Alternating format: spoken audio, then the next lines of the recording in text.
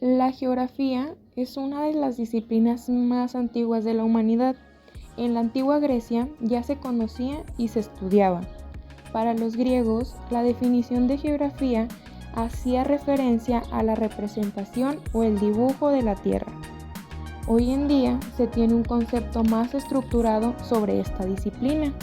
En la actualidad, la geografía es la ciencia que estudia las relaciones del geosistema. A través de los años, la geografía ha dejado de ser solo una descripción de la Tierra y se ha convertido en una ciencia que analiza las relaciones entre todos los elementos que conforman la Tierra.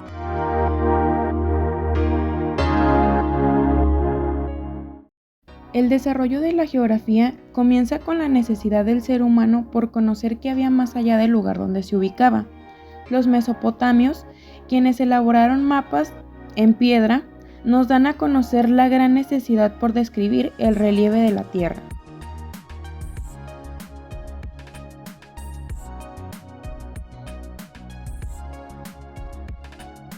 Por su parte, los egipcios inventaron la geometría, que se definía como la medición de la tierra. La desarrollaron por la necesidad de medir sus terrenos de cultivo.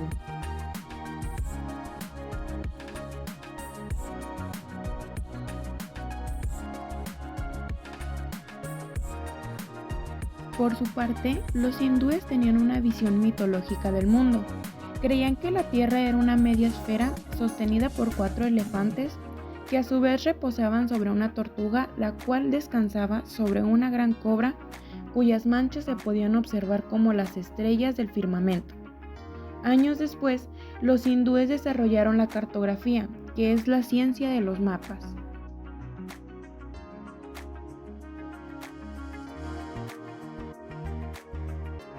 Los chinos desarrollaron también la cartografía a través de una inmensa cantidad de mapas.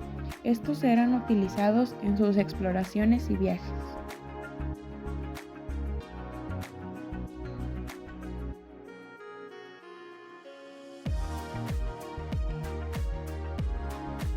Además, en la antigua Grecia, Anaximandro elaboró lo que se considera el primer mapa a escala del mundo en el año 520 a.C. Aunque está perdido, fue posible reconstruirlo gracias a Erastótenes, conocido por ser la primera persona en calcular la circunferencia de la Tierra, además que en su libro utiliza por primera vez el término geografía. Erastótenes es considerado como el padre de la geografía.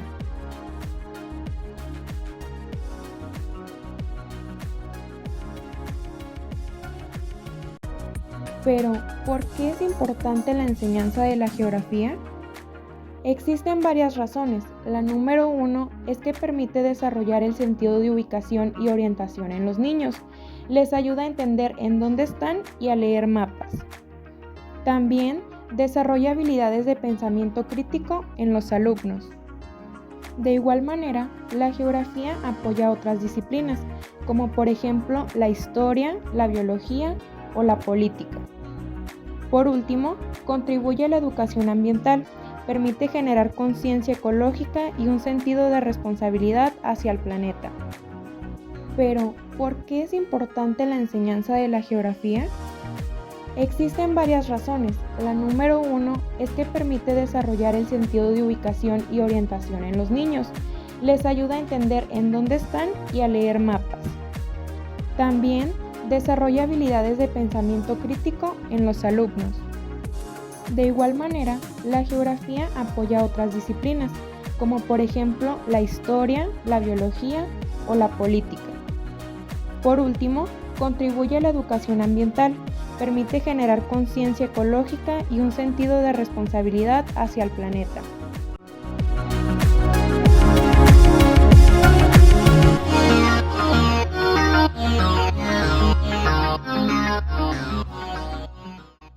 A continuación se presenta el recorrido que se realiza entre el Yesen y la escuela primaria 15 de noviembre.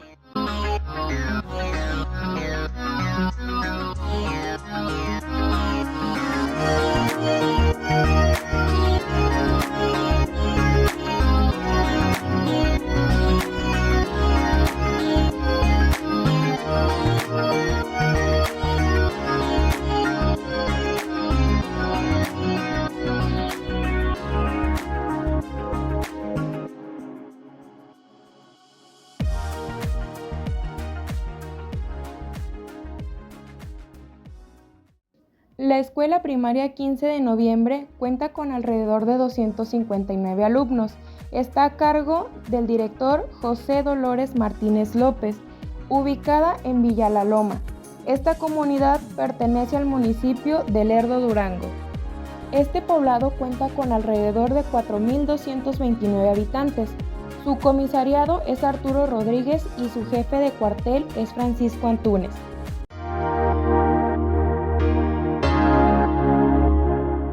Se caracteriza por tener un clima seco. Durante el transcurso del año, la temperatura generalmente varía de los 5 a los 29 grados centígrados.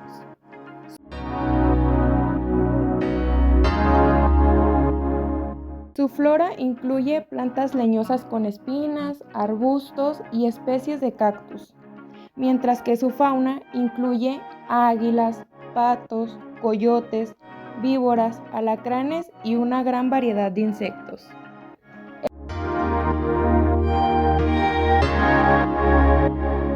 Esta comunidad, con años de historia, tiene grandes tradiciones. Una de ellas es el natalicio de Benito Juárez, quien fue un destacado político y abogado mexicano que se desempeñó como presidente de México. A su vez, se le da la bienvenida a la primavera con un desfile en el que participan las instituciones educativas de la comunidad y ejidos cercanos.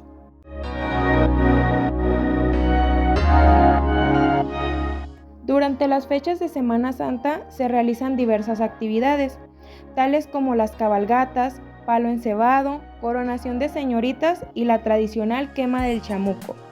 El día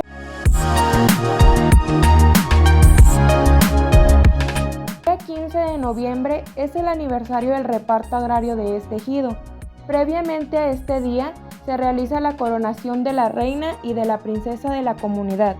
Al llegarse el día, se lleva a cabo el tradicional desfile, donde participan los ejidatarios, así como también las diferentes instituciones educativas de la comunidad.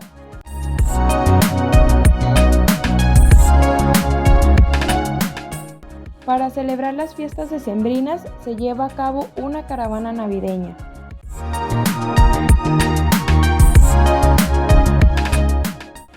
Las principales actividades que se realizan en la loma son la agricultura, la ganadería y el comercio.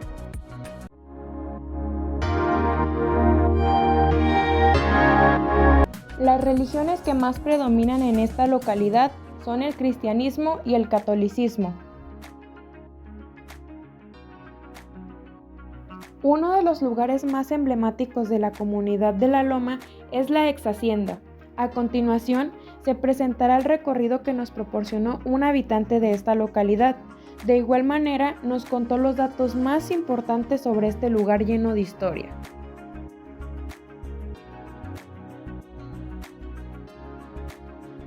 La ex hacienda de La Loma del municipio de Lerdo, Durango, fundada en abril de 1821 con el nombre de la Santísima Trinidad de la Labor de España, mejor conocida como la Hacienda de La Loma. Este recinto cuenta con un gran acervo histórico, pues ahí, años más tarde, se daría la conformación de la División del Norte del general Francisco Villa. El casco de la Hacienda de La Loma fue recinto algodonero, ya que la cercanía con el río la convertía en un lugar productivo para la siembra y la producción de ganado. Para el año 1864, el presidente Benito Juárez tuvo presencia en el lugar, en el que llevó a cabo la firma de unos decretos, y de ahí dirigirse a Durango capital. Actualmente, las amplias y ventiladas habitaciones de la hacienda albergan desde 1994 al Museo de la División del Norte, que compone de 3 áreas: Sala Benito Juárez, Tienda de Raya y Sala Francisco Villa. En ella se exhibe una vasta colección de fotografías de la Revolución Mexicana y objetos de la época que narran los acontecimientos que ahí transcurrieron. La fecha de su inauguración, abril 15 de 1821. Esta fachada es lo más antiguo, conserva su puerta original y su entrada es una rampa en piedra laja.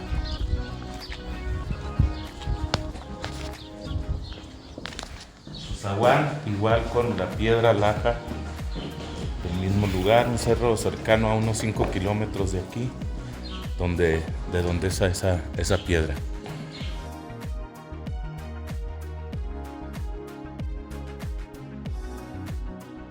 En la mayoría en el segundo patio, esta parte central el comedor, enseguida cocina, 2 cuartos de alacena, 1 cuarto de escaleras, la entrada interior a la capilla, sala recibidor y enfrente 2 cuartos de oficina.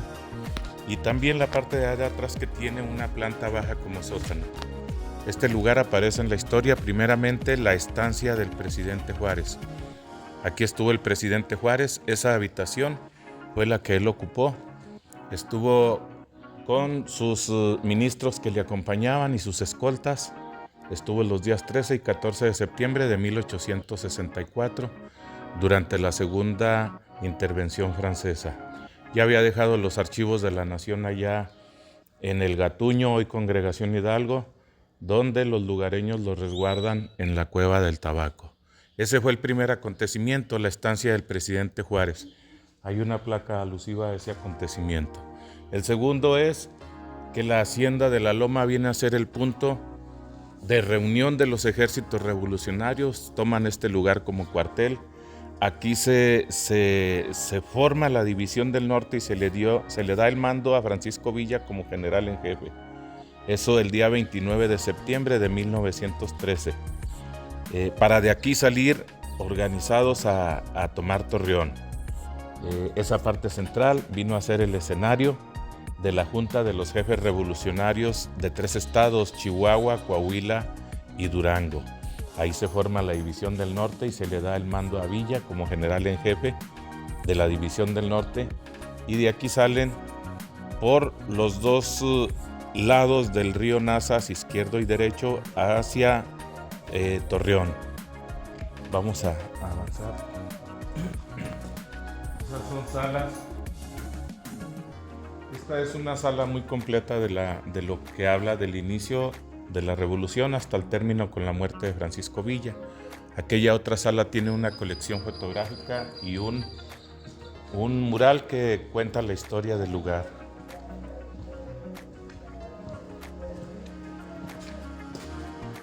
Una sala de banderas dedicada a la memoria de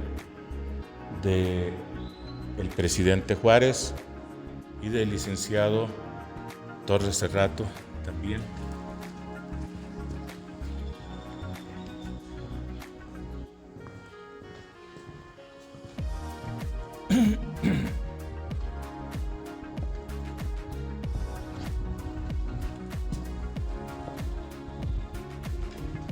Comedor. El lugar de la Junta de los Jefes Revolucionarios.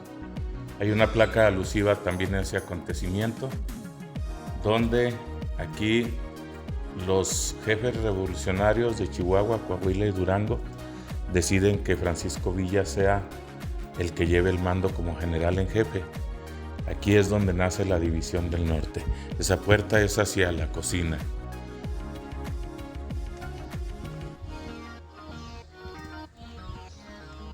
Miren, las puertas principales de acceso todavía se conservan las originales. Placas, en este caso, puerta de madera con placa metálica, que más que nada era para no ser incendiada. Este es el sótano. Yo lo conocí con el nombre de subterráneo y tenía muchos usos y muchos nombres igual. Granero, cava, búnker.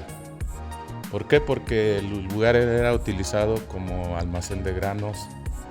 En este caso, la hacienda de la Loma fue una hacienda algodonera, productora de granos como el trigo y el maíz. Pero también pues fue de españoles, y los españoles el gusto de los vinos y los quesos. Así es que construyen este lugar. Aquí la construcción es piedra de los cerros cercanos unida con cal y arena.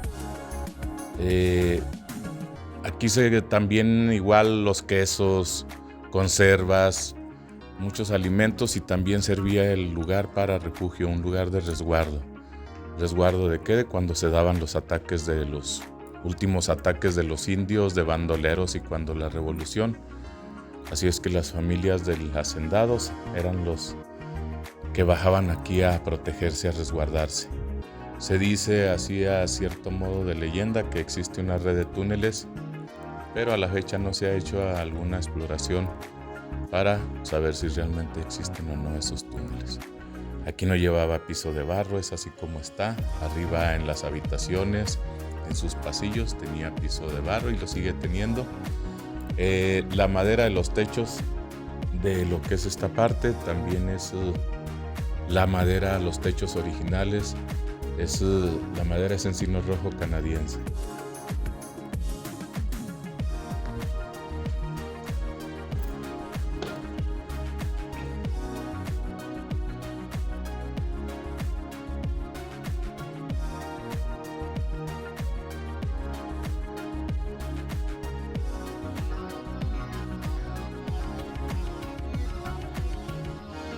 El río Nazas es uno de los principales ríos del norte de México y atraviesa la región de la comarca lagunera, incluyendo áreas cercanas de la Loma. Este río ha sido fundamental para el desarrollo agrícola y económico de la zona, proporcionando agua para riegos y otras actividades. Durante las épocas de riego, su caudal aumenta significativamente, siendo un recurso vital para las comunidades locales.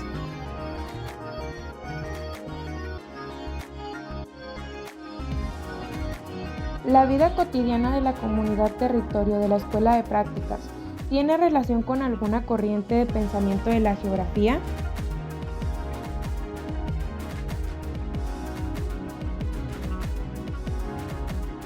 Sí, consideramos que está relacionado con el posibilismo.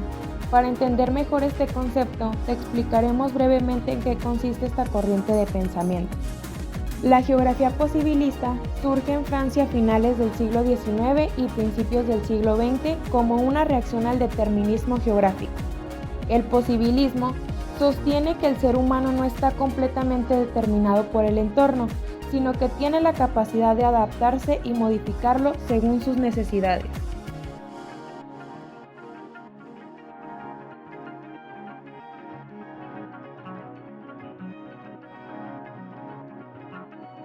El determinismo geográfico surgió en Alemania a finales del siglo XIX como una forma de comprender la influencia del entorno natural en la vida humana. Esta corriente sostiene que el medio natural determina de forma directa el comportamiento humano, su cultura y el desarrollo social.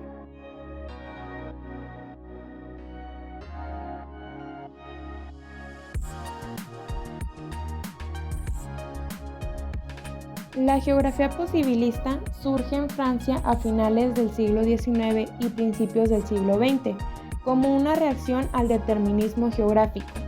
El posibilismo sostiene que el ser humano no está completamente determinado por el entorno, sino que tiene la capacidad de adaptarse y modificarlo según sus necesidades.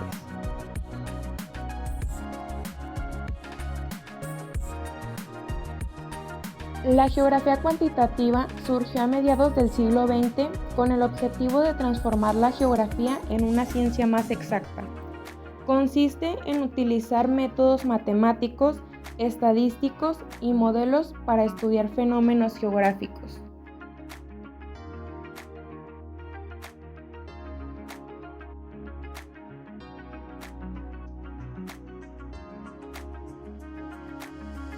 La geografía radical surgió en los años 60 y 70 como respuesta a las corrientes tradicionales. Tiene como objetivo entender cómo el espacio refleja y reproduce la injusticia social. Consiste en analizar el espacio geográfico en relación con las desigualdades sociales, económicas y de poder.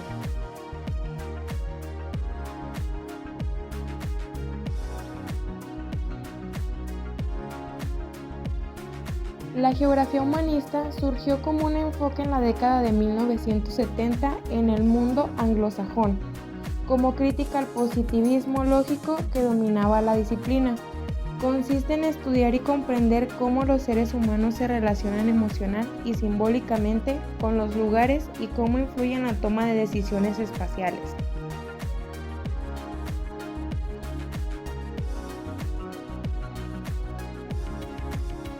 Geografía crítica Es una corriente contemporánea que surge como evolución y ampliación de la geografía radical. Analiza cómo el espacio refleja relaciones de poder y desigualdad. Incluye aspectos sociales, económicos, políticos, culturales y ambientales. Su objetivo no es solo entender el espacio, sino transformar las injusticias territoriales y dar voz a grupos vulnerables u oprimidos. Después de esta breve introducción sobre las corrientes geográficas, daremos respuesta a la siguiente pregunta. ¿La vida cotidiana de la comunidad territorio de la Escuela de Prácticas tiene relación con alguna corriente de pensamiento geográfica? La respuesta es que sí, y está relacionada con el posibilismo.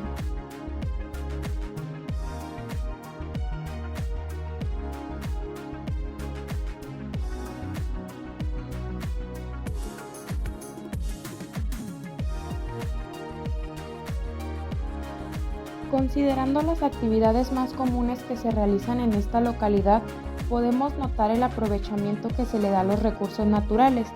El río Nazas es una pieza clave, pero debido a la necesidad humana no solo es de gran ayuda para la pesca, sino también para el riego de los cultivos, lo que permite posteriormente el comercio de los productos cosechados, como por ejemplo el maíz, el algodón o el trigo.